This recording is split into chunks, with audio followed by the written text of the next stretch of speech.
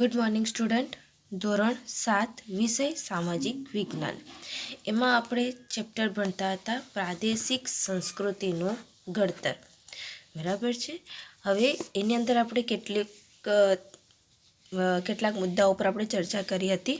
જેમાં છે ભારતમાં પ્રાંતીય ભાષાઓનો વિકાસ, જેમાં આપણે મલયાલમ, બંગાળી અને ગુજરાતી ભાષા એ કેવી રીતે આવી એના વિશે આપણે ચર્ચા કરી. ત્યારબાદ આપણે ભારતના ઉત્સવો, જેમાં આપણે જગન્નાથની રથયાત્રા, હોળી, લઠમાર હોળી, બરસા એટલે ઉત્તર પ્રદેશની, ત્યારબાદ છે લોહડી પંજાબમાં, પોંગલ, પછી ઓનમ, અને ત્યારબાદ દિવાળી, દુર્ગા પૂજા, નાતાલ, મોહરમ, આ વિશે આપણે ચર્ચા કરી. બરાબર છે. ત્યારબાદ હવે આપણે જોઈએ કે જે ભારતના તહેવારો છે તેમાં હવે જો એક છે ચેટીચંદ.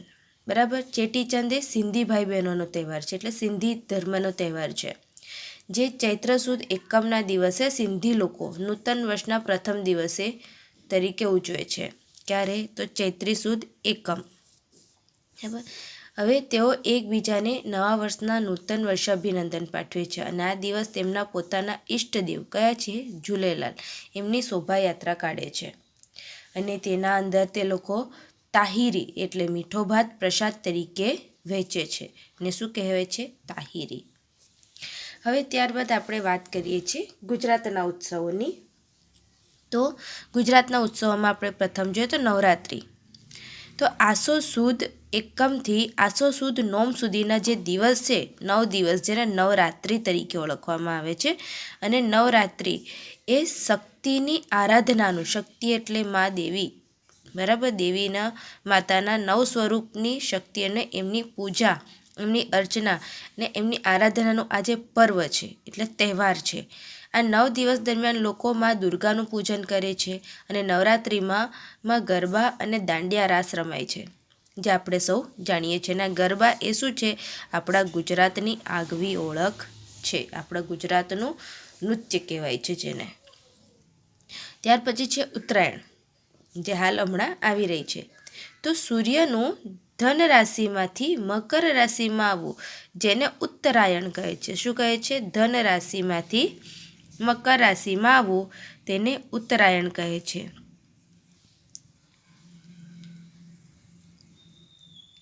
અને મકર સંક્રાંતિ તરીકે પણ ઓળખવામાં આવે છે. જો ઉત્તરાયણને ધન રાશિમાંથી મકર રાશિમાં આવું એટલે ઉત્તરાયણ, અને મકર સંક્રાંતિ તરીકે પણ ઓળખાય છે. ત્યાર પછી છે રથયાત્રા. હવે જગન્નાથપુરીની રથયાત્રાની જેમ જ આપણે આસામની અંદર જગન્નાથપુરી છે, ત્યાંની રથયાત્રાની જેમ જ ભારતના વિવિધ ભાગોમાં પણ અષાઢ મહિનાની સુદ અને બીજના દિવસે જગન્નાથજીની રથયાત્રા નીકળે છે. જેમાં અમદાવાદમાં નીકળતી રથયાત્રા, જો આ જોવાય છે ને, અમદાવાદની રથયાત્રા છે, અમદાવાદમાં નીકળતી રથયાત્રા સવિશ આકર્ષક છે. એટલે કે તેમાં એટલી ભીડ થાય છે અને બહુ બધા શ્રદ્ધાળુઓ ઉમટે છે. લોકોને ત્યાં જે રથયાત્રા છે એમાં 3 રથ હોય છે. એક છે ભગવાન શ્રી કૃષ્ણનો, બીજું તેમના ભાઈ બલરામ અને બહેન સુભદ્રા, એમ કરીને 3 રથની અંદર રથયાત્રા કાઢવામાં આવે છે. હવે જો આ રથયાત્રાની હાથી, ઘોડા, અખાડા, સાધુ સંતો સહિત લાખોની સંખ્યામાં લોકો ભાગ લે છે. અને પહિંદ વિધિ કર્યા બાદ રથયાત્રાનો આરંભ કરવામાં આવે છે. રથયાત્રામાં ભગવાન જગન્નાથ, એમના મોટા ભાઈ બલરામ અને બહેન સુભદ્રા રથમાં સવાર થઈને નગરચર્યા કરવા નીકળે છે. કહેવાય છે કે જગન્નાથ ભગવાન અષાઢ સુદ બીજના દિવસે પોતાની નગરમાં નગરચર્યા કરવા નીકળ્યા હતા, અને લોકો એ ભગવાનના દર્શન કરવા માટે, અને જે ભગવાન રથ લઈને નીકળે છે નગરની અંદર, તો લોકો એમના દર્શન કરવા માટે ઉમટી પડે છે. એટલે આ દિવસને રથયાત્રા તરીકે ઓળખી અને 3 ભગવાનને નગરચર્યા કરવા માટે આ રીતે તેમને રથમાં બેસાડી અને બધા શ્રદ્ધાળુઓ આ રથયાત્રામાં જોડાય છે અને તેમને નગરની અંદર ફેરવાય છે. જો કે ગુજરાતમાં રથયાત્રાનો પ્રારંભ કરવાનું શ્રેય સંત નૃસિંહદાસજી જે ઈસવીસન 1878ના ફાળી જાય છે. એટલે ગુજરાતની અંદર અમદાવાદમાં જ્યારે રથયાત્રા શરૂ થઈ એમનો છે એટલે કે કોના કારણથી શરૂ થઈ તો સંત નૃસિંહદાસ. અને ક્યારે શરૂ થઈ તો ઈસવીસન 1878માં થઈ હતી. હવે સોનાના સાવરણાથી રથની આગળનો રસ્તો સાફ કરવામાં આવે છે અને પહિંદી વિધિ કહેવામાં આવે છે. જો પહિંદી વિધિ કોને કહે છે કે જ્યારે સોનાના સાવરણાથી રથની આગળનો રસ્તો સાફ કરવામાં આવે છે. એટલે ભગવાન જગન્નાથના મંદિરથી જ્યારે રથમાં બેસાડવામાં આવે છે અને એ રસ્તો આગળથી સોનાના સાવરણાથી સાફ કર્યા પછી જ એ રથ આગળ વધારવામાં આવે છે, જેને શું કહે છે પહિંદ વિધિ કહેવામાં આવે છે. ત્યારબાદ આપણે ગુજરાતના મેળાઓની વાત કરીએ તો ગુજરાતમાં વિવિધ જિલ્લાઓમાં મેળા યોજાય છે, બરાબર છે. અને એ જિલ્લાની ઓળખ બની ચૂકેલા છે. દાખલા તરીકે જુઓ તો તરણેતરનો મેળો એ ક્યાં છે? સુરેન્દ્રનગરમાં. કયો મેળો? તરણેતરનો. વૌઠાનો મેળો અમદાવાદમાં. ભવનાથનો મેળો જૂનાગઢમાં. શામળાજી ગદાધરનો મેળો તો ત્યાં શામળાજીમાં અરવલ્લીમાં. પલ્લીનો મેળો રૂપાલ એટલે ગાંધીનગરમાં. ભાદરવી પૂનમનો મેળો અંબાજી બનાસકાંઠામાં. સરખેજનો મેળો અમદાવાદમાં. ગોળ ગધેડાનો મેળો આપણે ગરબાડા દાહોદમાં. ચિત્ર વિચિત્રનો મેળો સાબરકાંઠામાં. માધવપુરનો મેળો માધવપુર પોરબંદરમાં. મીરા દાતારનો ઉર્સ મુબારક એ ક્યાં મેળા તરીકે ઓળખાય છે, જે ક્યાં થાય છે? ઉનવા મહેસાણા. આ જાણીતા મેળા છે.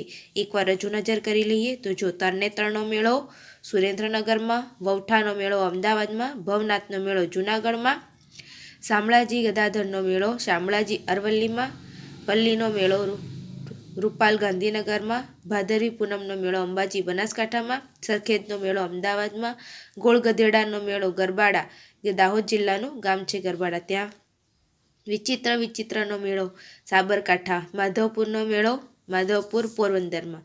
મીરા દાતાર ઉર્સ મુબારક આ એક મેળો છે તે ઉનવા મહેસાણામાં. હવે આટલા મેળા એમના જિલ્લાની અંદર ઓળખાણ તરીકે હવે બની ચૂક્યા છે. ત્યારબાદ આગળ વાત કરીએ તો આ હતું આપણા ગુજરાતના ઉત્સવો કે જેમાં એક છે રથયાત્રા, જે અમદાવાદમાં રથયાત્રા ભગવાન જગન્નાથના મોટા ભાઈ એટલે ભગવાન શ્રી કૃષ્ણ, બલરામ અને બહેન સુભદ્રા રથમાં સવાર થઈને નગરચર્યા કરવા નીકળે છે અને પહિંદ વિધિ કર્યા પછી જ રથયાત્રાની શરૂઆત કરવામાં આવે છે. ત્યારબાદ છે મેળાઓ તો જૂનાગઢમાં ભવનાથનો મેળો, બનાસકાંઠા જિલ્લામાં એટલે ત્યાં અંબાજીમાં ભાદરવી પૂનમનો મેળો, સાબરકાંઠા જિલ્લામાં ચિત્ર વિચિત્રનો મેળો, સુરેન્દ્રનગર જિલ્લા તરણેતરનો મેળો, અમદાવાદ જિલ્લામાં વૌઠાનો મેળો, શામળાજી ગદાધરનો મેળો શામળાજી અરવલ્લીમાં યોજાય છે. પલ્લીનો મેળો રૂપાલ ગાંધીનગર જિલ્લામાં યોજાય છે. સરખેજનો મેળો અમદાવાદ જિલ્લામાં યોજાય છે. ગોળ ગધેડાનો મેળો ગરબાડા દાહોદ જિલ્લામાં યોજાય છે. માધવપુરનો મેળો માધવપુર પોરબંદર જિલ્લામાં. અને મીરા દાતાર ઉર્સ મુબારકનો મેળો ઉનવા મહેસાણામાં યોજાય છે. તો આ હતા આપણા મેળાની ઓળખ. હવે ત્યારબાદ આપણે જોઈએ તો ભારતના મુખ્ય શાસ્ત્રીય નૃત્યો. તો એમાં આપણે ભારતનું એક સંસ્કૃતિનું વિશિષ્ટ અંગ છે શાસ્ત્રીય નૃત્યો. એના શાસ્ત્રીય નૃત્યો ધર્મ સાથે સંકળાયેલા છે અને આપણા ભારતના પ્રમુખ શાસ્ત્રીય નૃત્યો વિશે જાણીશું જે વિશ્વભરમાં પણ જાણીતા છે. સૌથી પહેલાં તો છે કથક. કથક એક નૃત્યના પ્રકારનું નામ છે. તો કથક શબ્દ કથા પરથી ઉતરી આવ્યો છે. કથક શબ્દ કથા પરથી ઉતરી આવેલો છે અને કથાકાર એ પોતાના હાવભાવ અને સંગીતથી કથાને અલંકૃત કરતા હતા. એટલે કથા કરે સો કથક કહાવે આ ઉક્તિ જાણીતી છે. કઈ છે? કથા કરે સો કથક કહાવે એ ઉક્તિ જાણીતી છે. એટલે કે જે કથાકાર છે એ પોતાના હાવભાવ અને સંગીતથી કથાને અલંકૃત કરે છે. ખાસ કરીને 15મી અને 16મી સદીમાં ભક્તિ આંદોલનના પ્રચારને કારણે ઉત્તર ભારતમાં કથકનો ખૂબ જ વિકાસ થયો છે. એટલે કથકના વિષયોમાં રાધા અને શ્રી કૃષ્ણની કથાઓ જેમાં રાસલીલા કહેવાતી હતી તેનો સમાવેશ થાય છે. જ્યારે મુઘલ બાદશાહોના સમયમાં કથક નૃત્ય એ રાજ દરબારોમાં થતું, જ્યાં એ વિશિષ્ટ નૃત્ય નૃત્ય શૈલીના રૂપમાં વિકાસ પામ્યો. અહીં જે હતું બરાબર છે તે 15મી 16મી સદીની અંદર જે ભક્તિ આંદોલન થયું હતું એના અંદર ભારતની અંદર જે કથકનો વિકાસ થયો અને તેમાં રાધા અને શ્રી કૃષ્ણની કથાઓ છે, તેમની રાસલીલા છે, તેમના વિશેને આ નૃત્ય થતું હતું. ત્યારબાદ મુઘલ બાદશાહના સમયની અંદર આ નૃત્યએ એક વિશિષ્ટ નૃત્ય શૈલીના રૂપમાં વિકાસ પામ્યો અને તે 15મી અને 16મી સદી બાદ કથક પરંપરામાં વહેંચાયું. એટલે આ પરંપરા ધરાના કહેવામાં આવે છે. કઈ? ધરાના. આ બે પરંપરાઓમાં જયપુર અને લખનૌનો પણ સમાવેશ થાય છે. 19મી સદીમાં અવધના નવાબ વજીદ અલી સાહેબ પોતાના દરબારમાં કથકને આશ્રય આપી કલાને પુનર્જીવન આપ્યું અને કથકે પંજાબ, હરિયાણા, જમ્મુ કાશ્મીર, બિહાર અને મધ્યપ્રદેશ સુધી વિસ્તર્યું. એટલે સ્વતંત્ર મળ્યા પછી કથકને 6 શાસ્ત્રીય નૃત્યોમાં સ્થાન મળ્યું. કેટલા? સ્વતંત્ર મળ્યા પછી કથકને 6 શાસ્ત્રીય નૃત્યોમાં સ્થાન મળ્યું છે. એટલે આજે કથક એ ભારતીય સંસ્કૃતિનું અભિન્ન અંગ બની ગયું છે. ત્યારબાદ જોઈએ કથકલી. તો કથકલી એ કેરળના નૃત્યની પરંપરા છે. હવે જે કથક હતું બરાબર છે એ કથક આમ તો શું કહેવાય છે, એક જે કથાકાર હોય પોતાના હાવભાવને સંગીતમાં કથામાં અલંકૃત કરીને નૃત્ય કરતા હતા અને ધીરે એ જ્યારે શરૂઆત હતી ત્યારે 15મી અને 16મી સદીમાં એ ભક્તિ આંદોલનમાં શરૂ થયું હતું અને જેમાં રાધા અને શ્રી કૃષ્ણની કથાઓ પર તેમાં નૃત્ય કરવામાં આવતું હતું. જ્યારે મુઘલ બાદશાહોના સમયની અંદર એક વિશિષ્ટ પ્રકારનું નૃત્ય બની ગયું અને તે કથક પરંપરામાં વહેંચાયું અને એ પરંપરાને ધરાના પણ કહેવામાં આવે છે. હવે કહેવાય છે ને કે કથન કરે સો કથક કહેવાય આ ઉક્તિ જાણીતી છે. અને ત્યારબાદ આ જે કથક છે એ નૃત્ય જયપુર અને લખનઉ આ બે પરંપરાઓના ધરાનાઓમાં વહેંચાયું હતું અને ત્યાર પછી જે નવાબ છે, અવધના નવાબ, 19મી સદીના અવધના નવાબ વજીદ અલી સાહેબ પોતાના દરબારમાં કથકને આશ્રય આપીને એને પુનર્જીવન આપ્યું. એટલે છેલ્લે જે પંજાબ, હરિયાણા, જમ્મુ કાશ્મીર, બિહાર અને મધ્યપ્રદેશ સુધી તે વિસ્તર્યું. એટલે સ્વતંત્ર મળ્યા પછી કથકને 6 શાસ્ત્રીય નૃત્યોમાં સ્થાન મળ્યું છે. ત્યારબાદ વાત કરીએ તો છે કથકલી. તો કથકલી એ કેરળની નૃત્યની પરંપરા છે.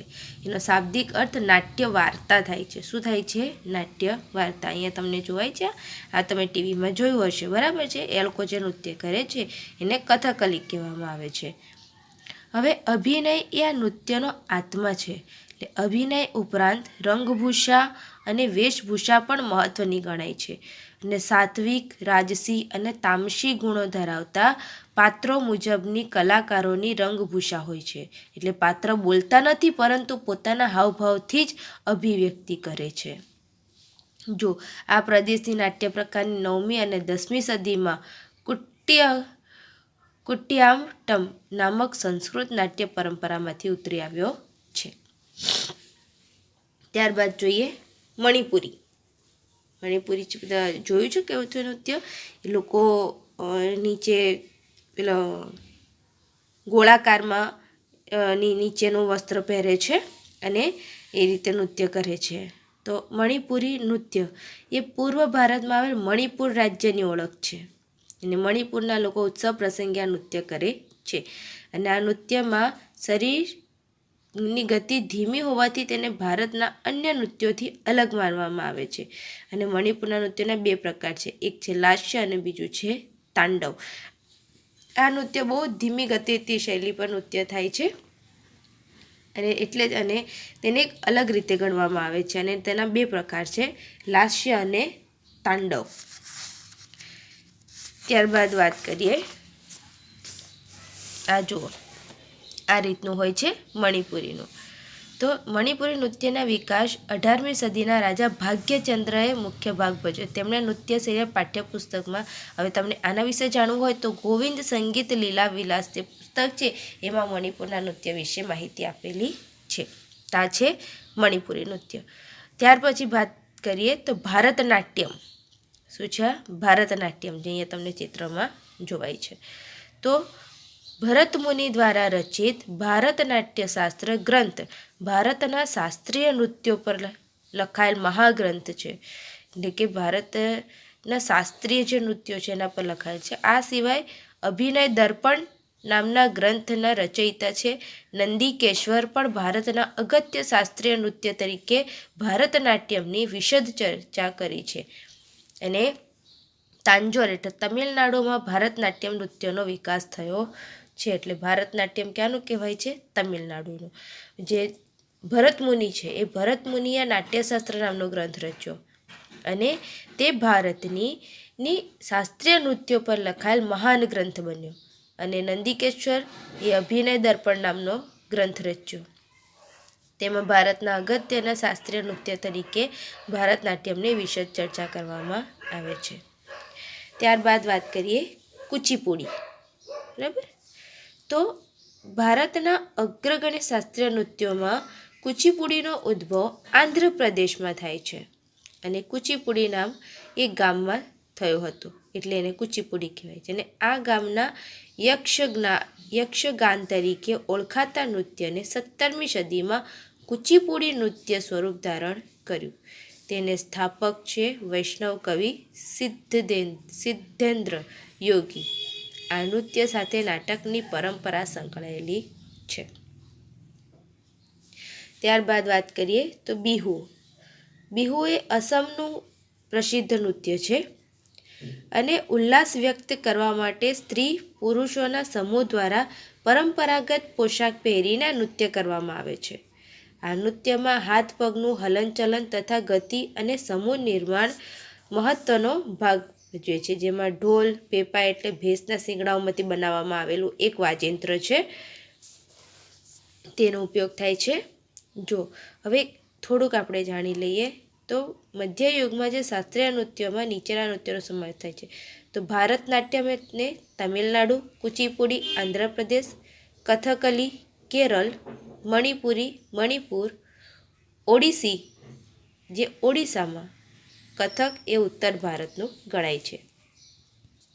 તો વિદ્યાર્થીઓ આ હતા આપણા ગુજરાતના ઉત્સવો અને ભારતના જે નૃત્યો છે એના વિશે આપણે ચર્ચા કરી વિવિધ રીતે. બરાબર છે. ભારતના મુખ્ય શાસ્ત્રીય નૃત્યો કે જેમાં આપણે કયા કયા વિષયની ચર્ચા કરી? કથક જે ઉત્તર ભારતનું કહેવાય છે. બરાબર છે. અને એના અંદર ખાસ ધ્યાન રાખવાનું છે જે કથા પરથી ઉતરી આવેલો શબ્દ છે અને કથન કરે સો કથક કહેવાય એ ઉક્તિ જાણીતી છે. ત્યાર પછી છે કથકલી જે કેરળનું નૃત્ય છે. બરાબર છે. ત્યાર પછી છે મણિપુરી નૃત્ય જે મણિપુરનું છે. ત્યાર પછી છે ભારતનાટ્યમ જે તમિલનાડુમાં તેનો વિકાસ થયેલો છે. બરાબર છે. તાંજોર ગામની અંદર. અને તેના અંદર અભિનય દર્પણ નામના ગ્રંથના રચયિતા નંદિકેશ્વરે પણ આ ભારતના અગત્યના શાસ્ત્રીય નૃત્ય તરીકે જણાવે છે. કુચીપુડી તો કુચીપુડી આંધ્રપ્રદેશનું નૃત્ય ગણાય છે. અને આ નૃત્ય 17મી સદીમાં કુચીપુડી નૃત્ય તરીકેનું સ્વરૂપ ધારણ કર્યું છે. ત્યાર પછી છે બિહુ. બિહુ એટલે આ ઓડિસીનું એક પ્રસિદ્ધ નૃત્ય છે. અસમનું. અને ઉલ્લાસ વ્યક્ત કરવા માટે તે લોકો અમુક એવા પોશાક પહેરીને સ્ત્રી અને પુરુષોના સમૂહમાં નૃત્ય થાય છે.